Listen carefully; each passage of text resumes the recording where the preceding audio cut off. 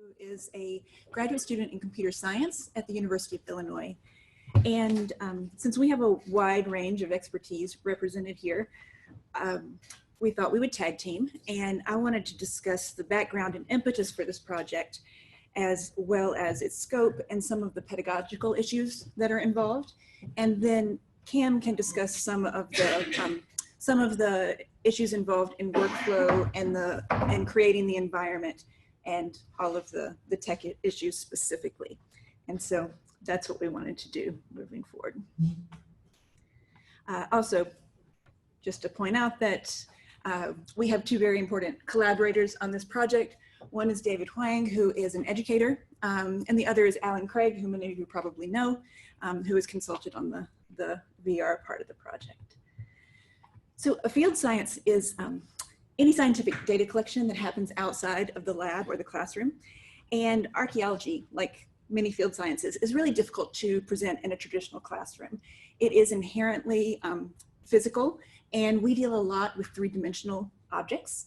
And so it can be very difficult to teach. And so students will often go to field schools to learn how to do this sort of science. Field schools are really great because they are a very engaging way of situational learning for students. They get these interactive experiences, and it changes learning from an observational approach to an inquiry-based approach, which is very effective. And repeated studies have shown that field schools significantly increase students' interest, their learning. However, despite all of these educational benefits, there are few opportunities for students, and few students have the opportunity to actually engage in field schools. There are both individual and institutional reasons for this. So I'll start sort of at the institutional level. At an institutional level, field sciences are often the target of increasing regulations, as well as decreased funding.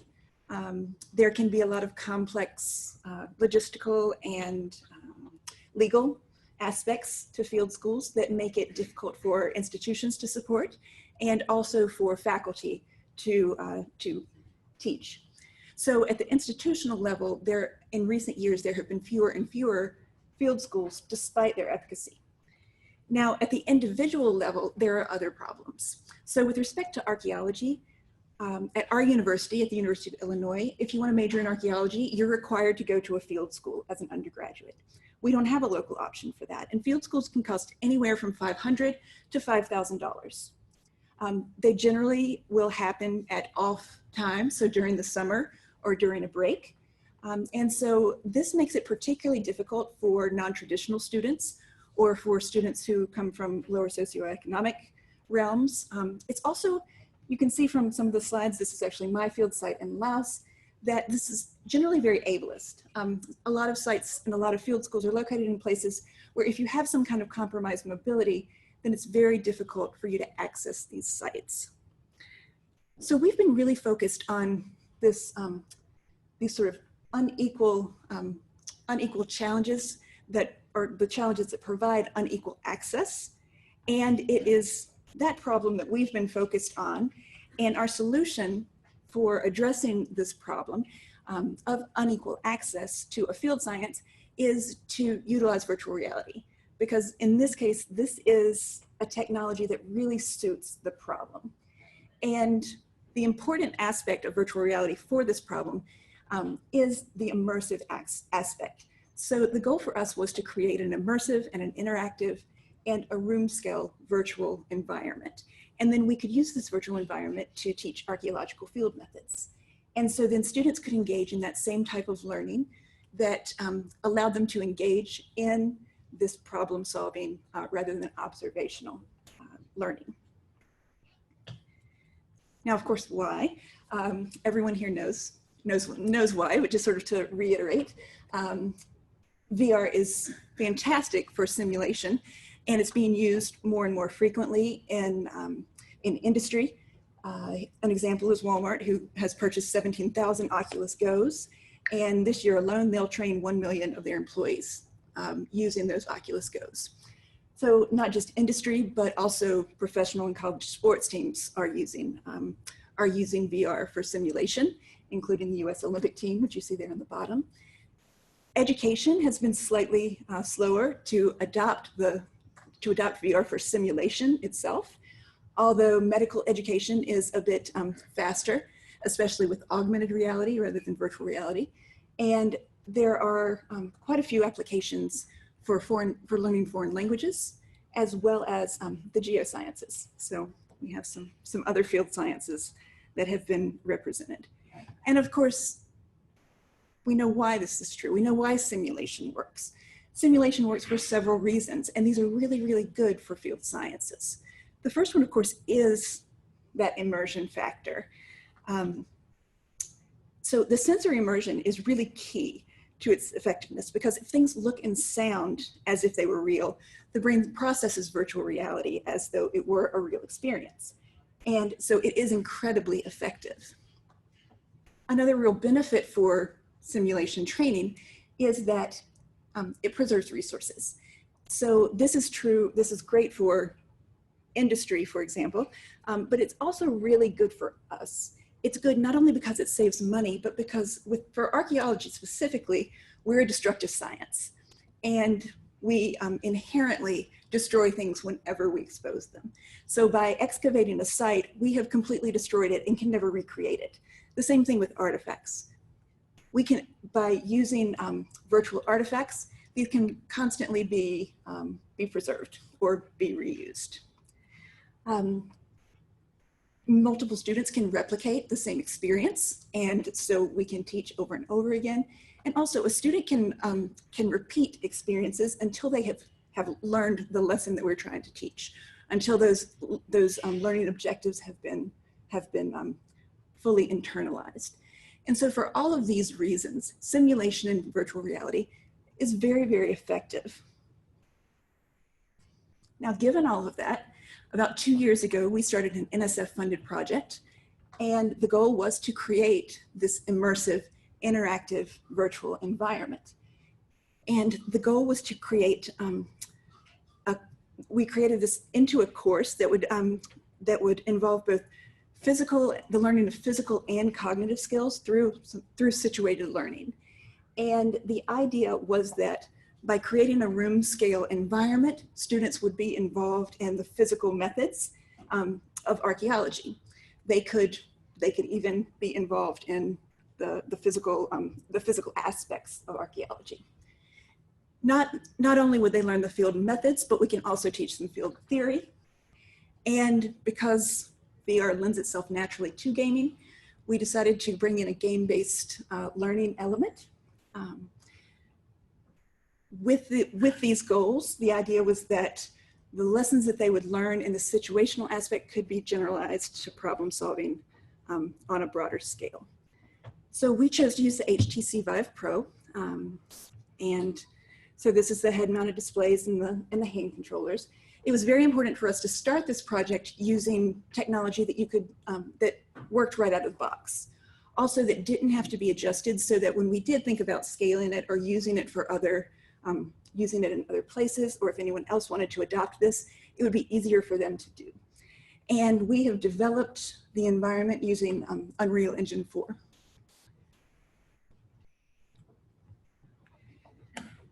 Now, like I said, we have incorporated the idea of game-based learning. Again, our intention was for the learner to develop a sense of agency and have an active, and to be active in the process of archaeology rather than just having a passive observational experience. And so we really focused on these aspects of games and tying these aspects of games to learning objectives.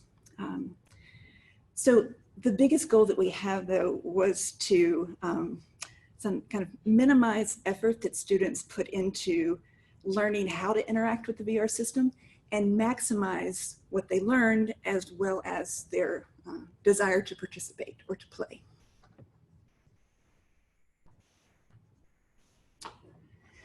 So about about a year ago, in the fall of 2018, we started beta testing the original environment that was created. We did this with sort of a self-contained activity in which students did a small excavation. They would excavate an artifact, and then they were asked to analyze this artifact. Afterwards, they filled out an online survey and did an interview. And so we were really, again, asking, what we wanted to learn at this point was really what they thought of the environment itself, how the interaction with the system worked. Did they find it to be easy? What things would make the user experience better? And we also wanted to ask them about things like, did it hold your attention?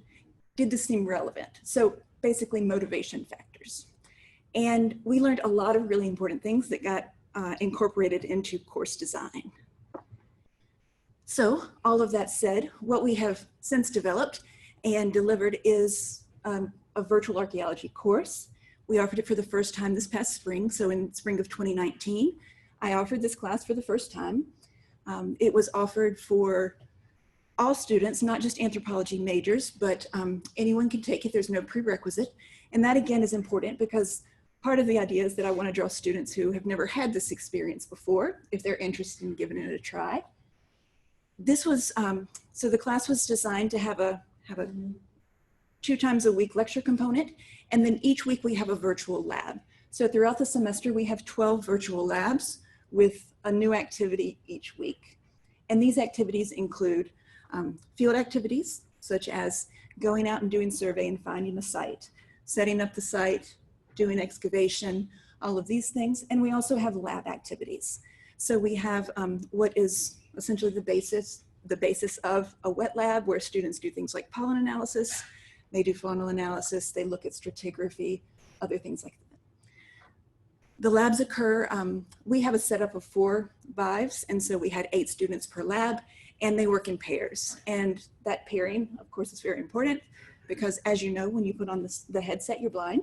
And so pairs work together. One kept field notes while the other was in the virtual environment, also kept their partner from running into things. So the other thing that was very important also was that these virtual activities were tied into the larger curriculum. And the reason I mentioned that is because one of the things that we learned in beta testing that was very important is that context matters, that there has to be a larger context. So this course design, not only does it incorporate game-based learning, but it incorporates a narrative. So throughout the course of a semester, the students are slowly revealed, throughout the semester, a progressive storyline is slowly revealed to our students. Each week they get a little more information, and they use this information to figure out what kind of site they're excavating. So by the end of the semester, they should have gone through all of the activities that are required to interpret the things that they have discovered. There are game elements involved, as I mentioned before, and again, they go throughout the whole research process, from formulating a research plan, through fieldwork, through interpretation. And there's a narrative story that's maintained throughout the entire semester.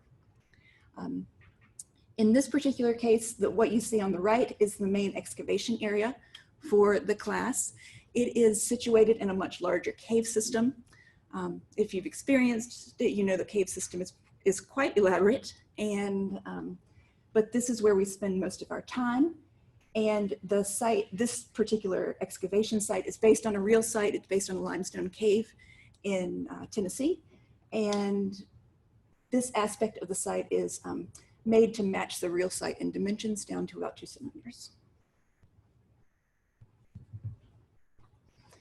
So again, with respect to course objectives, we wanted effective content. We needed to make sure that content was delivered effectively and that it was encapsulated in a larger curriculum. We also wanted to make sure that the user interface was efficient. And Cam will talk a little bit more about that in just a minute.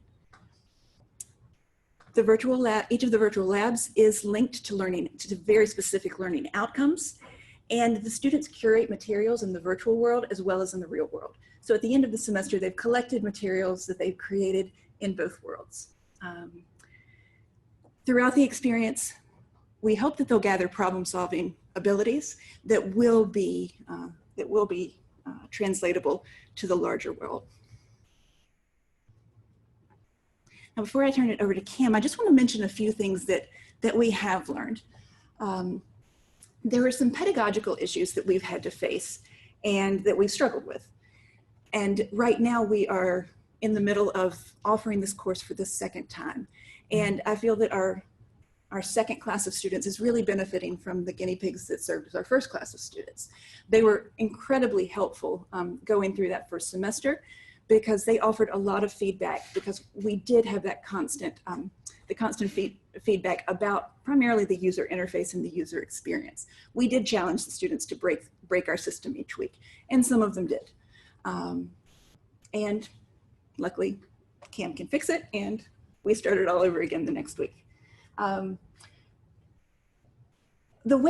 we really wanted to know was, did this work? Like, we don't think that this is a replacement for field school, but is it effective? Are students learning what we want them to learn, and is it preparing them? They're not necessarily ready to go out and do archaeology, but are they more prepared than when they started? And the answer is yes, based on at least qualitative data. We collected data through interviews, through personal reflections from students, course feedback, and then at the end of the semester, I took our students out on a mock excavation. So that's what you see here. We took them out, we gave them an assignment, we asked them to find the location to dig, to set the excavation grid, and to actually excavate. And they did all of the tasks that we asked them to do. They did them all correctly. When they didn't, they self-corrected, and everything was done in a very effective way. So in that sense, we know that at least with respect to qualitative data, they did learn, and it was effective. We also learned some really interesting things about presence and user interface, but I'll leave those for Cam. But the one last thing that I'll say is that even though this might be pedagogically effective, there are trade-offs. And again, I don't mean to imply that this takes the place of fieldwork in the real world. These trade-offs, a couple of the major trade-offs. The first one is content breadth. If you go to a field school in archaeology, you learn to dig. We don't allow students to go out into the field for the first time and handle priceless artifacts for obvious reasons. And so when students go to field school, they learn to dig, and that's all that they do. When they find something in the field, we remove them from the field so that the experts can come in and excavate it.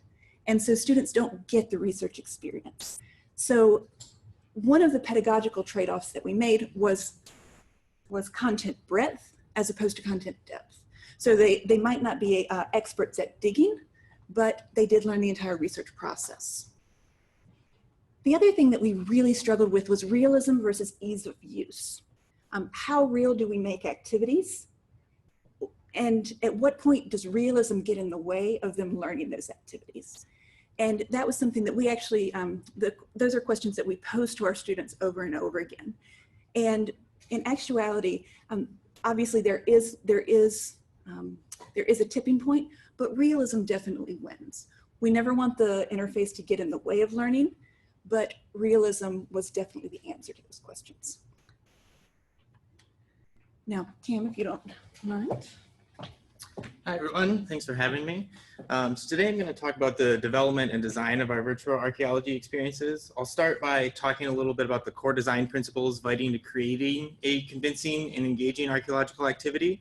I'll go over our development pipeline briefly, and I'll highlight some of our key game features and some of the development challenges that we've met along the way. So prior work involving the marriage of virtual reality and archaeology has been predominantly passive viewing experiences. Passive viewing experiences refer to experiences, VR or otherwise, that the predominant form of interaction is viewing a set of 3D models or environments through a monitor or a headset. These generally employ some form of virtual environment created from its real-world counterparts using LiDAR or similar depth sensing properties. And these experiences are great for allowing individuals to access areas that aren't possible or don't exist anymore in the current world. Sorry about this. So we wanted to start off by saying that we wanted to evolve past these passive viewing experiences. We wanted to capitalize on modern VR hardware, particularly the remote hand touch controllers that come with Oculus Rift and HTC Vive Pros by default now, to create an experience where a user could engage with their environment and the environment engaged back with them. It was no longer just a simple model viewing program, but it was something that the user had a multimodal feedback from through various actions.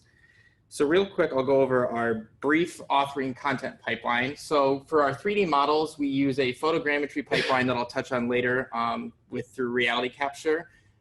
Any sort of cleaning or extra custom work is done in Blender off of that. And we also use the Quixel Megascan library. Quixel Megascans is essentially a large paid library where people go out and scan high resolution textures and models of things in the real world, and then you can pull them into your library for use. So we actually use a lot of those. We pull them into Blender and then optimize them majorly for Unreal Engine by reducing the amount of polygons present and stuff like that. For audio and sound, we learned early on that the audio properties of our environment are just as, if not more so, important than the visual properties in terms of affording presence. The sound of water dripping in a cave can have just as much pull as a really good or high quality texture or high quality model, if not more so. So we do all of our audio by hand, and we do it through the Audacity program. And all texturing and painting, we use the Substance Suite. And through this kind of tunnels into the Unreal Engine itself. And what Unreal Engine allows us to do is create a physical-based rendering system, so creating properties or materials that resemble how light behaves in real world, in a platform that's headset agnostic, so that we can work on Oculus Rifts, we can work on HTC Pros, so that way our software isn't married to a specific form of hardware. So with all these tools at our disposal, let's talk a little bit about how we create a virtual room scale environment from scratch. Early on in the design process, we found it as imperative to get in your environment and hands-on with your models as early in the design process as possible. So in Unreal Engine, this looks something like the current picture, which is what we call binary space partitioning. It's a little hard and kind of dimly lit here, but this is essentially a lobby area to our wet lab that is going through a couple different phases here. In iteration 1, we use binary space partitions, which are untextured shapes and cubes. No lighting is done, no actual models are in, and this is just to get a feel for the actual room space and as well as what the room affords to be able to do. When I say affordances, I'm referencing Don Norman's The Design of Everyday Things, in the sense that when a user in virtual reality or in the real world approaches a door, if that door handle is facing them, that door affords to be opened. And there's so many of these physical affordances in our real world that we don't necessarily are consciously aware of them at a time, but users will always try them. And when something looks like it should behave a certain way in virtual reality and then doesn't, that's immersion breaking. And that seriously harms our immersion, our goal of providing an immersive experience. So by blocking out these scenes and kind of starting from a low poly, we can figure out from the get-go, what do users expect this environment to behave? Do we need to behave our environment so that it's affording less, or do we need to program it up more so that we are meeting these perceived affordances by design? So after we've created some of our virtual environments, the next problem that we faced with was the virtual locomotion problem. For those not familiar, the locomotion problem refers to the phenomena that occurs when a user needs to explore or navigate through a virtual environment that is larger than their real world space. This means that natural walking in the real world no longer works because it might have them running into a wall or other physical objects, and we need to give them an alternative way to do so. And this is very much unsolved. There's a variety of different techniques that you can be employed to let a user explore a virtual world while still maintaining their physical spot in the real world, but they all have different trade-offs. One of the first ones that we implemented was called smooth locomotion, and this basically takes your XY axis from your hand controllers and maps it directly onto linear translation across the environment. This is good because it's fairly intuitive. It lends itself from other video game paradigms, so that other users who have gaming experience are probably familiar with this form of locomotion. Gives you a high sense of control, but the main con is that it is likely to induce sickness in that when you are moving through an environment like this, when you are standing still but still moving in the virtual world, your ocular system perceives what we call vection, or perceived acceleration. And when you undergo the experience of vection and in virtual reality, but you're not actually moving, your vestibular system, your inner ear, which helps with our balance, actually thinks that you're going to be feeling the same sort of movement. So when you perceive this acceleration, but you no longer feel it, this is what we get when we call the vestibulo-ocular mismatch. And this is one of the leading causes of motion sickness. And this is why this locomotion technique doesn't always work for many people, especially those who don't have gaming or VR experience. So we developed, alongside the smooth locomotion, a teleport locomotion technique. And so this is an instant transportation to a desired point on the ground surface. A user uses the remote controller to point to a point in space that follows a rough parabolic arc that's roughly the equivalent of a tennis ball toss away. Then from this selection mechanism, users can choose a point to relocate to. After releasing their teleport input key, we fade their screen to black and then move them instantaneously and then fade their screen back in. So that way there's no perceived vection and no perceived acceleration. This is good because, like I said, we avoid that vestibulo-ocular mismatch, but the con is that we don't move this way in real life and that it's not very realistic and can be immersion breaking. The third type of locomotion that we employ in our environment is climbing-based locomotion. And this is a grab-based locomotion where essentially any sort of climbable entity within our virtual environment, students can reach out and grab as if they would and leverage themselves as if they were climbing in real life. As you can see here, they're climbing a ladder, but this can be used for any sort of physical entity in our environment. And this is good because the physical movement that's involved with climbing has a dampening effect on any sort of vection properties that would potentially induce motion sickness. And it's fairly natural because it's something that you would do in the real world.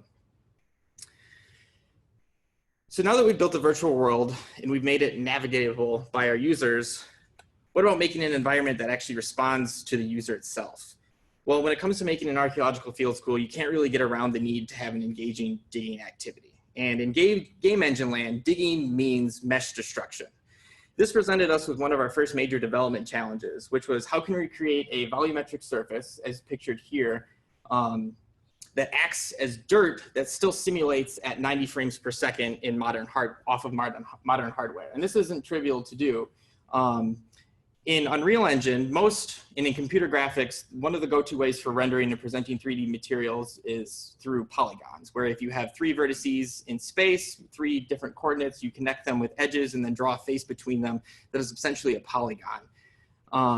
And soil simulation is challenging and expensive through these traditional polygon-based methods. And so we actually combined a polygon-based method with what is known as a voxel material, which I will touch on in a second. But essentially what you need to know here is that if we were to use a polygon-based approach for destruction in Unreal Engine, the parts, as you can see this is a wooden plank that would be roughly about the size of probably a couple feet in virtual reality being shattered. The fracture pattern is pre-computed and doesn't lend itself well to very small pieces. So neither of this lends itself well to particulate matter like soil. So that rules out polygon destruction as being our digging solution. So what we actually arrived to is we looked to Minecraft. And this enters an alternative way for displaying information in 3D known as voxels. And these can be thought of sort of analogous to a 2D pixel in 3D space, where polygons are represented by their vertices in a definitive location in space.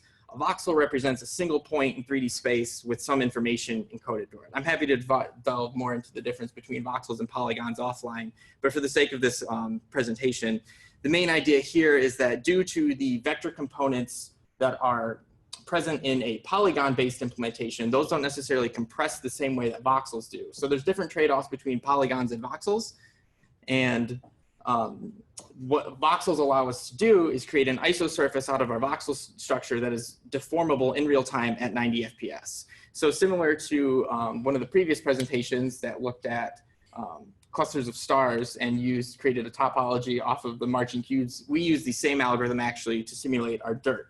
And so if you think about the large Minecraft world and all of those cubes, the same algorithm that generates that large world, we shrunk down. So instead of a cube being roughly the size of half a character, we shrunk it down so the single voxel is about 2 centimeters. So if we look back, this is one top-down view of one of the photos that we featured throughout this presentation. So this is the excavation area. And everything you see here, not outlined in red, is a part of our voxel mesh. So we took basically an entire, the engine that powers the Minecraft world and shrunk it down into a room scale area mesh. And from there, everything that's not highlighted in red is still a polygon-based mesh. So we're still using both polygons and a voxel approach. That way we can have real-time runtime mesh destruction at 90 FPS, but still maintain a lot of the good properties that polygons have for reproducibility and creating the actual environment itself. So once they actually start digging, what do they find? So we've photogrammetried over 110 different in-game artifacts now. We use mesh construction using the reality capture photogrammetry pipeline. We started in spring 2019, we had 12 artifacts. Over the summer, we had an undergrad working diligently on this, and we have since increased the number of artifacts from Illinois' own collection, as well as other collections from universities around the country, to over 110 artifacts. And what this allows us to do is that for many of these things that they find in the virtual world, there's certain tactile elements that you won't be able to replicate through modern virtual reality hand controllers. But they can find a pig humerus in this case, and we can bring in an actual pig humerus that we have since we curated this from our own collection into class the next day. And that way we can use this in addition to virtual reality to get across any sort of learning points that may not be afforded by or maybe limited through traditional virtual reality means. So I've got a couple different models here. This is an old comb that we photogrammetried, and then we also have a knife holster as well. And so this is an integral part to their experience, because as they go through the experience, one thing that we noticed that was imperative was that users and students really wanted their week to week, they wanted the environment to stay the same, in that any sort of progress or changes that they made in one week, they wanted to still see replicated in the next week. So we had to create a saving game structure that serialized all of this data and all of these artifacts out into memory, so that when they loaded it up in the next week of class, all of the artifacts were in the same orientation, in the same spot, in the same recovered state that they had in the previous week. And that allows them to have sort of this archive or this curation process where throughout the semester, as they excavate and perform various survey tasks, they will create their own little museum of virtual artifacts that they have found. And they will then later be able to run any sort of analyses off of this archive selection. So we've created a handful of virtual tools to help them solve their virtual problems. In this picture here, which is a little bit compressed, sorry about that, you can see that the user has two red hands here. They're operating a tape measure to measure, and you can see there's a trowel that's partially earthed into the dirt, as well as right below 44 centimeters, you can see there's a candle spike as the artifact that they're excavating. So we've created a handful of different tools for them to use, and they have to be able to select from their tool set to know what tools to use when and how to use them in a specific manner in order to solve specific archaeological goals. So I have a quick video of one of our students using our virtual tape measure. As you can see, we use the wireless Vive Pro, so we don't have to worry about the tether. His student partner is recording all of his observations as he goes, and as Laura says, they are in charge of keeping the field notebook as the being the person not in virtual reality. So he's kind of measuring in all of these different dimensions to an artifact that he just found. Yeah, so it keeps going. So next steps, we are currently developing on top of our virtual wet lab, which this is the same binary space partitioning blockout that I was showing earlier, but this is for our wet lab space. We are currently adding on more analysis tasks that the students will be able to perform, one of which is being next week they'll be doing pollen analysis. So they'll take a sample from a soil sample from their dig site and have to take it up to their lab, which is in the same virtual environment as the cave, just in a different atop a cliff essentially. And they'll perform a series of 18 different steps, from centrifuging to diluting to mixing different chemical properties together to derive a specific sample from their soil sample. Additional future work that we're working on is that we are currently working on and have a prototype for an augmented reality app, so that when a student finds a artifact in virtual reality, it sends off a ping to a server, and then that's downloaded onto our augmented reality app, which then enables them to look at any sort of artifact that they've found in class at home through their phone. That way they don't, when they're writing up their field reports, they don't necessarily need to go into the lab in virtual reality to look at some of these artifacts. They can just use an augmented reality app on their phone. And as Laura said, that we are constantly iterating on improving the user experience, finding out what works and what doesn't, as well as elaborating on the content breadth and scope of the project as we develop more. And with that, whoop, I went forward too many. But that was that takes us to our acknowledgement slides. So that works fine. All right, excellent. Thank you, guys. We don't have any questions to catch tonight, so as long as Kurt can stay around for a little longer, I think we have time for a few questions. I've been letting each talk slip a little bit each time, so everybody's starting late and finishing late. So questions?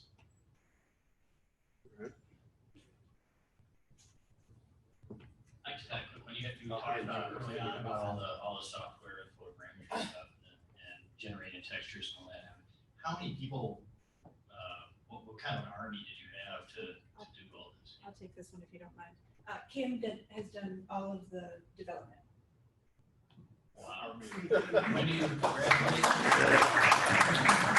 That's a great question. I'll have to get back to you on that one. Yeah, with the exception of the photogrammetry. With the exception of the photogrammetry, Kim has done every bit of the development for this project. There's probably a reverse correlation between the fact that he did all the work and he doesn't know when he's going to graduate. I'm afraid that is true, but please note we started this 2 years ago. Okay, well, great work. Thank you.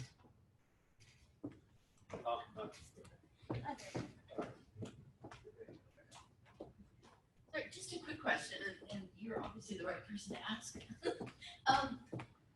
One of the issues that we had and I haven't done this in Unreal, but in Unity, has to do with some of the geometric precision that you can and cannot achieve with these programs. So when you're building an environment, it's really difficult to get the measurements right, to get actual precise measurements. And coming from CAD work, that was incredibly frustrating. One of the things that whenever I've had grad students working with me, they're like, "This is crazy. I can't build it with the kind of precision that I can in a CAD program." And that for a lot of environments that might not matter, but maybe for archaeology that does matter. And I'm wondering how you dealt with some of that, or did you in the end say, well, as long as it's close enough for this particular, how do I say, so they're going to find an artifact and they're going to measure the box, and that's enough. That's all. We just need to make sure that this is reasonably accurate for the simulation. So that's a great question. So one of the ways, and that's something that we definitely had to deal with too, Unreal Engine lends itself pretty well in that one Unreal Engine unit is 1 centimeter in the real world. So that kind of gives us a grid and a base level of fidelity to work off of. So getting more accurate than beneath the centimeter scale is quite difficult, but we created a subset of tools that don't actually show up in the environment that aren't the tape measure. I didn't actually go in and use our virtual tape measure to measure out where things would go, but sort of in editor Unreal Engine tools that measure out spacing, and using that along with the plan maps that we did have from the excavation, which were luckily in meters and just kind of outlines the complete overlay of the cave. We were basically able to use those tools to create down to a 1 to 2 centimeter replication. So, okay. Yeah. So close enough for what you wanted for the simulation, right? But in real field work, would actually, at least for a lot of stuff we do, would not be close enough. It's always one of the catch-22s with doing this. It is, and it's one of those trade-offs. We give the students 2 centimeter leeway in either direction on measurement. Got it. Okay. Very nice, though. I'm in awe of that soil and dirt simulation that you had there. How much of that is available for someone to download and maybe use in a different application, like, oh, I don't know, erosion? I know of a couple of civil engineers back at my school who would love to be able to do this sort of thing. I don't have the manpower, person power, however you want to look at it, to do it. Is this available? Not yet, but we are definitely looking to distribute in any form possible. We've built this in a modular way so that it's the voxel component could be subtracted from the archaeological environment with relative ease and put into something else. So if that's something that has potential merit for use, that would definitely be a collaboration that I would be interested in the future. Yeah, so currently we're taking this semester to fine tune everything and run one more round of user testing, but likely in the spring we'll be looking to distribute this and get it in the hands of as many people as possible. We'll be in touch. All right. All right. Any other questions?